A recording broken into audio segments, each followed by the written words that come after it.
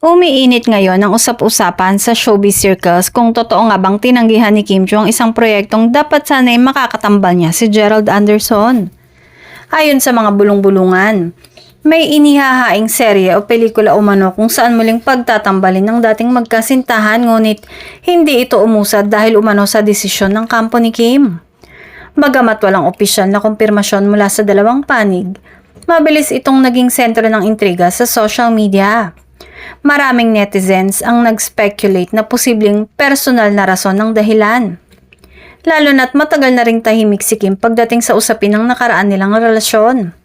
May ilang sources din ang nagsasabing career direction ang posibleng dahilan na mas pinipili na ngayon ni Kim ang mga proyektong bagay sa bagong image at brand na binubuo niya. Lalo na't sunod-sunod na mga endorsement at proyekto niya sa ibang leading man. Dagdag pa ng mga insider, hindi rin isinasara ang posibilidad na management decision nito at hindi personal na desisyon ng aktres. Dahil mas strategic na raw ngayon ang pagpili ng love teams at screen partners base sa marketability at audience traction.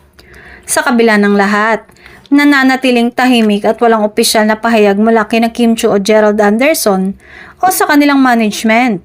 Ngunit malinaw na hanggang ngayon, malakas pa rin ang interes ng publiko sa kanilang pangalan, lalo na kapag pinagsasama sa isang proyekto.